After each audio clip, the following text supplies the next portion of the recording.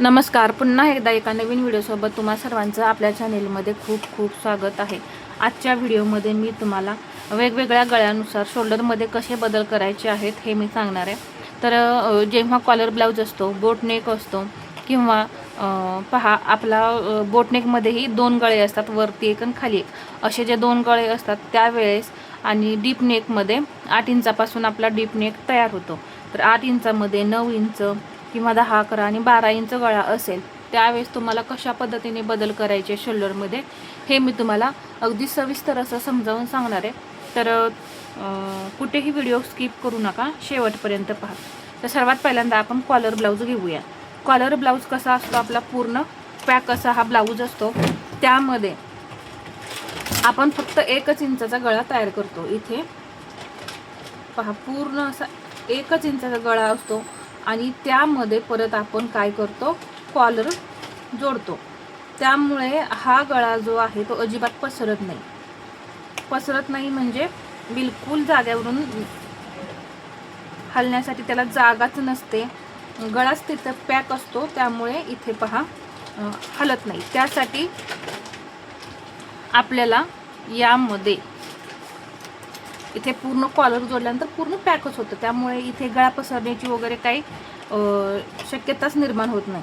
तर इथे शोल्डर मी घेते 16 इंच.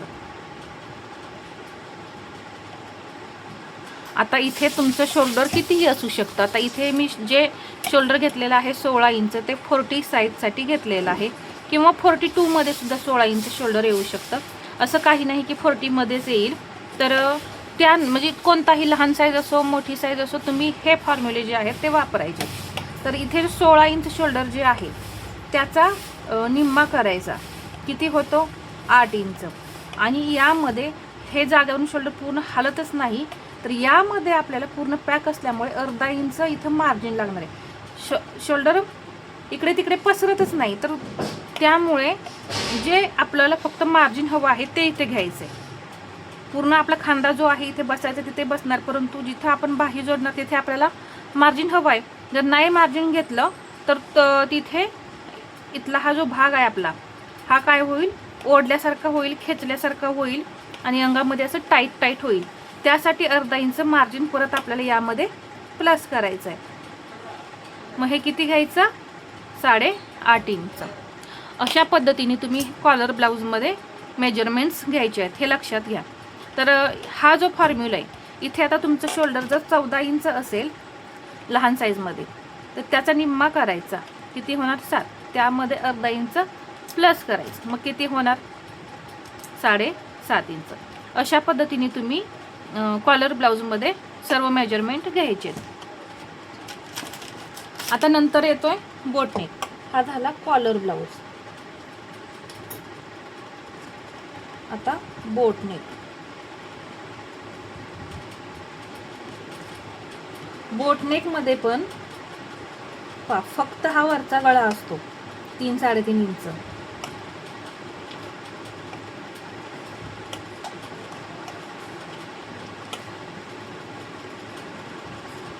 आता इथे दुसरा गळा नाही, हा फक्त 3 ते 3.5 इंचाचा गळा असतो. त्यावेळेस तुम्ही काय करायचं आहे, फॉर्म्युला सांगते. शोल्डरचा निम्मा 8, यामध्ये मार्जिन प्लस वगैरे काही करायचं नाही, जेवढं शोल्डर आहे तेवढं घ्यायचं. शोल्डरचा निम्मा बरोबर 8 इंच. तेवढं इथं बरोबर शोल्डर तुम्ही 8 इंच घ्यायचं आहे. यामध्ये प्लस मायनस काहीही करायचं नाही. तर हा 3 इंचाचा गळा असेल त्यावेळेस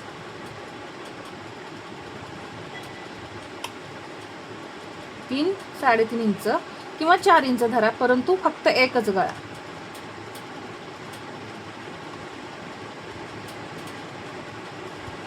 आता दुसरा म्हणजे आपला डबल नेक असतो.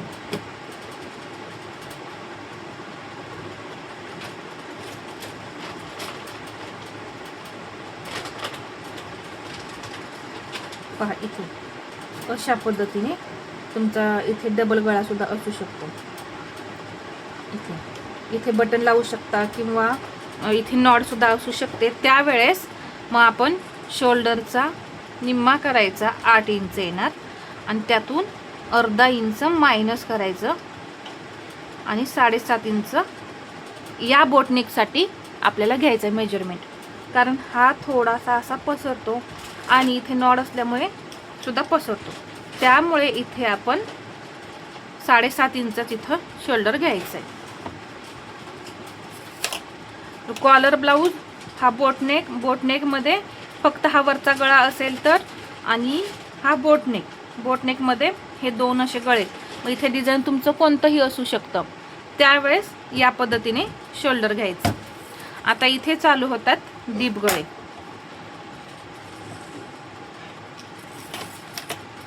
आता इथं मी तुम्हाला डीप गळ्याचं मेजरमेंट 6-7 इंच जेव्हा गळा असेल त्यावेळेस मी तुम्हाला इथं सांगते.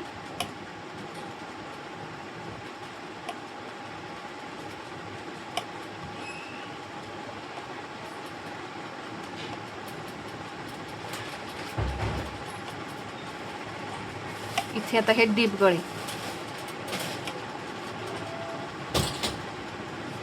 तर 5 इंच, 6 इंच आणि 7 इंच गळा असेल त्यावेळेस शोल्डरचा निम्मा करायचा 8 आणि यातून फक्त 1 इंच मायनस करायचं. किती झाले? 7 इंच. 5, 6 आणि 7 इंच. हे थोडे पसरतात, जास्त पसरत नाहीत, म्हणून इथं 1 इंच मायनस करायचं. जे टोटल शोल्डर घेतलेलं आहे त्याचा निम्मा करायचा आणि मगच त्यातून 1 इंच मायनस करायचं. मग हे होतात 7 इंच. आता 8 इंच गळा असेल त्यावेळेस शोल्डरचा निम्मा करायचा, त्यातून 1.5 इंच मायनस करायचं. तर किती राहत आहे? 6.5. 9 इंच गळा असेल तर शोल्डरचा निम्मा करायचा 8 इंच, यातून 2 इंच सरळ सरळ मायनस करायचं. 6 इंच शोल्डर येणार. 9 इंच गळा असेल त्यावेळेस 6 इंच घ्यायचं. 10 इंच गळा असेल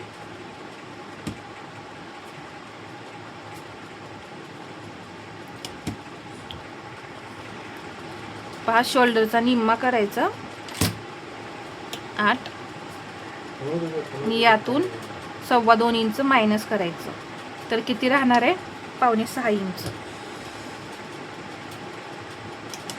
आणि 11 आणि 12 इंच गळा, या दोन्ही गळ्याला 16चा निम्मा करायचा 8, त्यातून 36 साईजपर्यंत 36 साईजपर्यंत आपण यातून 2.5 इंच मायनस करायचं सरळ सरळ. किती राहणार? 5.5 इंच. आणि 40, 38, 40, 42 हेवी साईजमध्ये आपण 2.25 इंच मायनस करायचं. 2.7 म्हणजे इथे राहणार 5.25 इंच.